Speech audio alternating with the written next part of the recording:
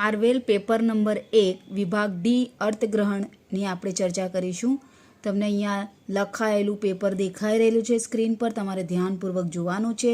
પહેલું જે કાવ્ય છે પ્રશ્ન નંબર 71થી લઈને 75 સુધીનો જે કાવ્યના પ્રશ્નો છે તે પહેલાં કાવ્ય તમારે શાંતિથી વાંચવાનું છે અને પછી એમાંથી પ્રશ્નોના જવાબ શોધવાના છે. 71 નંબરનો જે પ્રશ્ન છે, સાહિબીથી કોણ ફૂલાતું નથી? જવાબ છે સાહિબીથી શાણા લોકો ફૂલાતા નથી. 72 નંબરનો પ્રશ્ન છે, કવિની દ્રષ્ટિએ સૂરા કોણ છે? જવાબ છે કવિની દ્રષ્ટિએ મુસીબતથી મૂંઝાય નહીં, એ સૂરા છે. 73 નંબરના પ્રશ્નનો જવાબ છે, સમય અને પુરુષ બંનેમાં સમય મળવાન છે.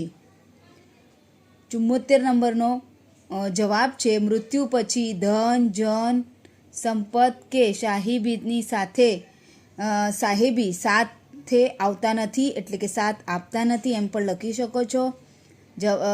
કાવ્યને યોગ્ય શીર્ષક આપો તો જવાબ છે એક સરખા દિવસ સુખના. પછીનો જે પ્રશ્ન છે તે ગદ્યખંડના આધારે પ્રશ્નના ઉત્તર લખો.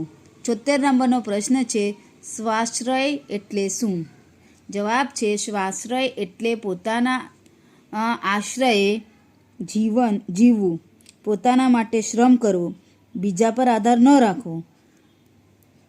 77 નંબરનો જવાબ છે, સ્વાશ્રયી મનુષ્ય જેનો બદલો કોઈ પણ પ્રકારના ઉપયોગી શ્રમથી પોતે વાળ્યો ન હોય તેવા ફળને સ્વીકારતા નથી.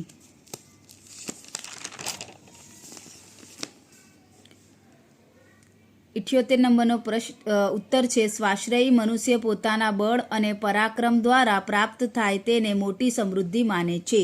અને 79 નંબરનો પ્રશ્ન છે, જવાબ છે સ્વાશ્રયી મનુષ્ય ધન, અધિકાર કે કીર્તિ બાહુબળથી મેળવીને ભોગવે છે પણ ક્યારેય કોઈની ખુશામતથી મેળવતા નથી.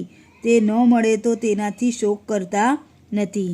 શીર્ષક છે સ્વાશ્રય વિશિષ્ટ સમૃદ્ધિ. સંક્ષેપીકરણ, ભયરહિત અવસ્થા. પહેલાં તમારે આવી રીતે હેડિંગ લગાવવાનું છે, શીર્ષક મારવાનું છે અને પછી લખવાનું છે કે આપણે ભયરહિત થઈને જીવનમાં અભયની કેળવણી આત્મજ્ઞાન દ્વારા મેળવવી જોઈએ. એ માટે નિશ્ચય અને આત્મશ્રદ્ધા જરૂરી છે. એ માટે દેહ આસક્તિથી મુક્તિ સહજ રીતે પ્રાપ્ત થવી જોઈએ. ચાલો, કાળકથન રીતિ પ્રમાણે વિચાર વિકાસના ક્રમમાં ગોઠવું. તમારે આ યાદ રાખવાનું છે કે આની એક શોર્ટકટ કી મેં તમને પહેલાં પણ તૈયાર કરાવેલી છે, તો એ નહીં જોયું હોય તો તમે જોઈ લેજો. વાક્યની શરૂઆત થશે, ફકરાની શરૂઆત થશે, અમારે તો ઉતરતી અવસ્થાએ દીકરાના નામની દ્રશ્ય દેવાઈ ગઈ હતી. પોસ્ટમાસ્ટરના પત્ની બોલતા હતા, છતે છોકરે વાંઝ્યા જેવું થઈ પડ્યું તું, તે અમારું નામ લેણું રાખ્યું.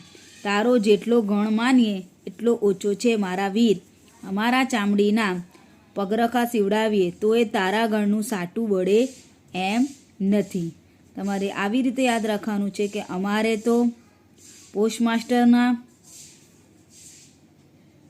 છતે છોકરે તારો જેટલો અમારી ચામડીના. આ પહેલાં વાક્યની પહેલા શબ્દ છે તે તમે યાદ રાખશો તો તમને યાદ રહી જશે. આઈ હોપ તમને મારો વિડીયો ગમ્યો હશે. લાઈક કરો, શેર કરો અને સબસ્ક્રાઈબ કરો.